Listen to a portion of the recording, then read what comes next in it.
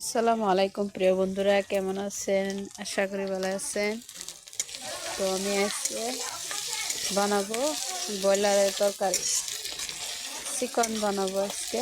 এই যে সরষের তেল দিছি, তারপরে দিছি পেঁয়াজ কুচি, আদা রসুন বাটা দিয়ে হালকা ভেজে নিছি আমি।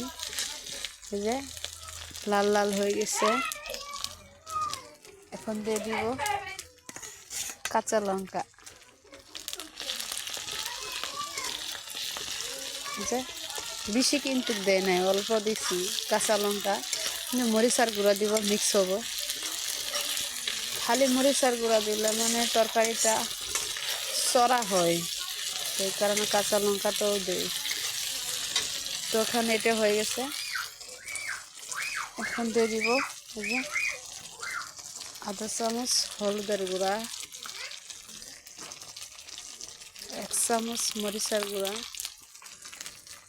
চামচ ধনিয়ার গুঁড়া আর 1 চামচ জিরার গুঁড়া। আর গরম মশলাটা এখন দিব না, কষানি পরে দিব। আর পরিমাণ মতো লবণ দিয়ে নেবেন।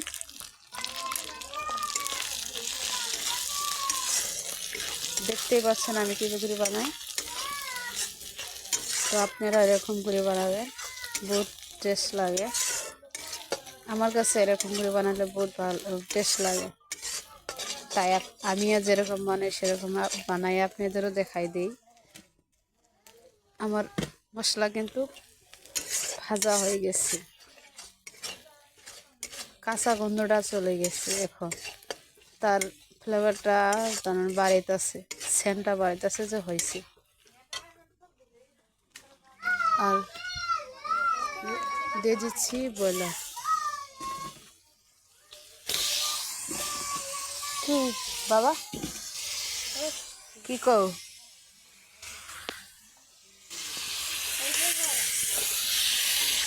এই যে দিয়ে কিন্তু নাড়াচাড়া দিয়ে ভেজে নিচ্ছি।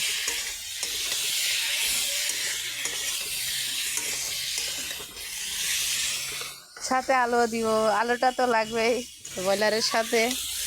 তো কেরা কেরা আলু দিয়ে খান কেমন বসে জানাবেন। সে অনেকে আবার আলু দিয়ে খায় না, অনেকে আবার আলু দিয়ে খায়। তো আমি কতদিন আলু দেই, কতদিন আলু দেই না।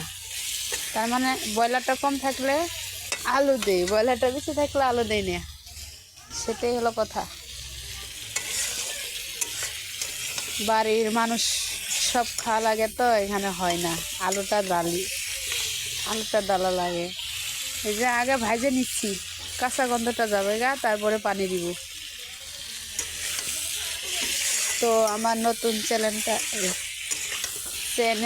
ফলো করে দিবেন, সাথে থাকবেন, লাইক শেয়ার করবেন।